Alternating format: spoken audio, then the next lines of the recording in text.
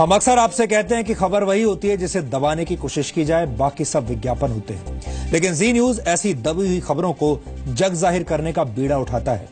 आज हमारे पास पश्चिम बंगाल के मालदा से एक ऐसी ही खबर आई है जिसे हमारे देश के तमाम न्यूज चैनल्स में दबाने की कोशिश हो रही है, लेकिन जी न्यूज पर जनहित से जुड़ी कोई भी खबर दब नहीं सकती। इसलिए अब हम मालदा में भड़की नफरत की आग वाली खबर के बारे में आपको बताएंगे, क्योंकि आज दिन भर हमारे दर्शकों ने इस खबर को दिखाए जाने की मांग की। जली हुई गाड़ियों की तस्वीरें पश्चिम बंगाल के मालदा जिले की हैं, जहां हिंदू महासभा के नेता कमलेश तिवारी द्वारा पैगंबर मोहम्मद के बारे में की गई कथित आपत्तिजनक टिप्पणी के विरोध में हिंसा भड़क उठी। कमलेश तिवारी ने 1 महीने पहले यह टिप्पणी की थी, जिसके खिलाफ गुस्सा जताने के लिए रविवार को हजारों मुसलमानों ने मालदा के शुजापुर इलाके में विरोध रैली निकाली। कमलेश तिवारी की फांसी की मांग कर रहे लोगों की इस बेकाबू भीड़ नेशनल हाईवे नंबर 34 पर उतर आई और धीरे धीरे ये भीड़ हिंसक हो गई। भीड़ ने एक बस पर हमला कर दिया। बस के यात्री बहुत मुश्किल से किसी तरह अपनी जान बचाकर निकल पाए। इसी बीच भीड़ ने इस बस को आग लगा दी। इसी दौरान बीएसएफ की एक गाड़ी में भी आग लगा दी गई। भीड़ ने 2 दर्जन से ज्यादा गाड़ियों को फूंक दिया, जिनमें पुलिस की गाड़ियां भी शामिल हैं। इसके बाद भीड़ ने इकट्ठा होकर कालियाचक पुलिस स्टेशन पर भी हमला कर दिया। लोगों ने थाने में जमकर तोड़फोड़ की और गोलियां चलाई। लोगों ने पुलिस वालों की पिटाई की और बताया जा रहा है कि भीड़ ने करीब 25 घरों में लूटपाट भी की, जिसके बाद मालदा जिले में दुकानें बंद करनी पड़ी और पूरे इलाके में धारा 144 लगा दी गई। पुलिस के मुताबिक हालात काबू में करने के लिए रैपिड एक्शन फोर्स की टीमों को हिंसाग्रस्त इलाकों में तैनात कर दिया गया। मालदा जिले में अभी भी तनाव बरकरार है। भीड़ की हिंसक मानसिकता का अंदाजा आप इस बात से लगा सकते हैं कि हमले के समय जान बचाने के लिए पुलिस वालों को भी पुलिस स्टेशन छोड़कर भागना पड़ा, यानी कुछ देर के लिए इस भीड़ ने पुलिस स्टेशन पर भी कब्जा कर लिया था। दरअसल यह मामला उस वक्त शुरू हुआ जब उत्तर प्रदेश के कैबिनेट मंत्री आजम खान ने 29 नवंबर को कथित तौर पर राष्ट्रीय स्वयंसेवक संघ के बारे में कुछ आपत्तिजनक टिप्पणी की थी। जानकारी के मुताबिक इसी की प्रतिक्रिया में हिंदू महासभा के नेता कमलेश तिवारी ने भी पैगंबर मोहम्मद साहब के प्रति कथित तौर पर एक आपत्तिजनक टिप्पणी कर दी।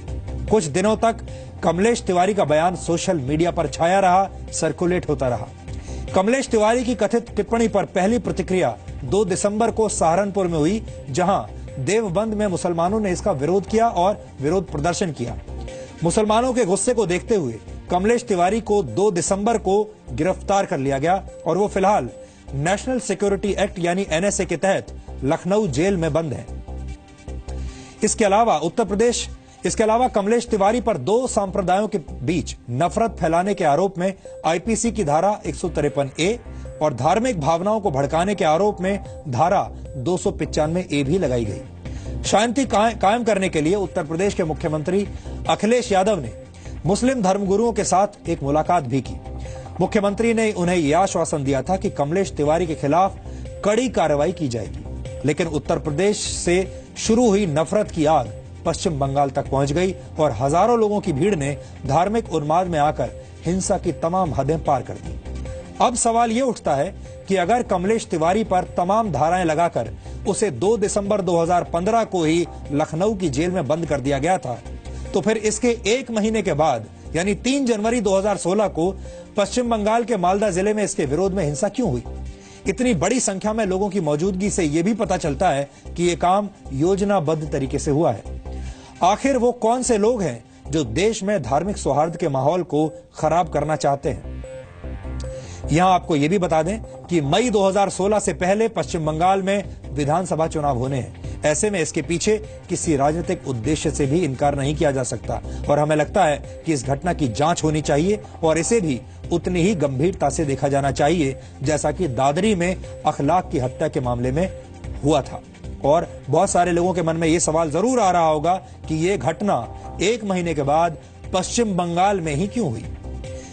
ये हालात तब हैं जब कमलेश तिवारी जेल में बंद है, यानी मालदा में हिंसा करने वाले लोगों के मन में कानून के प्रति कोई सम्मान नहीं है और वो सिर्फ अपनी बदले की आग ठंडी करने के लिए गिरफ्तारी के 1 महीने के बाद हिंसक प्रदर्शन कर रहे थे। वैसे मालदा में फैली नफरत की आग ने देश के कथित बुद्धिजीवी वर्ग के दोहरे मापदंडों को भी जग जाहिर कर दिया है। जो लोग दादरी में हुई अखलाक नामक व्यक्ति की हत्या के विरोध में अपने अवार्ड्स लौटाने के लिए कतार में खड़े हो गए थे और देश में असहनशीलता के माहौल पर लगातार हंगामा मचा रहे थे, जिन्हें देश के माहौल में सांस लेने में भी तकलीफ हो रही थी, वो अब मालदा में हुई घटना पर बिल्कुल चुप बैठे हैं। मालदा की यह घटना असहनशीलता का जीता जागता उदाहरण है और दादरी की घटना से कम गंभीर नहीं है, लेकिन इस खबर पर कोई असहनशीलता की बात नहीं कर रहा, ना ही कोई अवार्ड वापस कर रहा है और ना ही मीडिया इस खबर को उस तरह से दिखा रहा है जिस तरह से मीडिया ने दादरी के अखलाक की खबर दिखाई थी। लेकिन जैसा कि आप जानते हैं, जी न्यूज पर कोई भी खबर दब नहीं सकती, इसलिए हमने आज मालदा में भड़की हिंसा से जुड़े तमाम तथ्य आपके सामने रखे। आगे भी हमारी नजर इस मामले पर बनी रहेगी और हमें लगता है किसी भी खबर को सिर्फ धर्म के चश्मे से देखना ठीक नहीं है। देश के तमाम मीडिया हाउसेस को खबरों को समझने के लिए अपना धार्मिक चश्मा उतार कर फेंकने की जरूरत है, क्योंकि जान किसी की भी हो कीमती होती है और उसके परिवार को उतना ही दर्द होता है।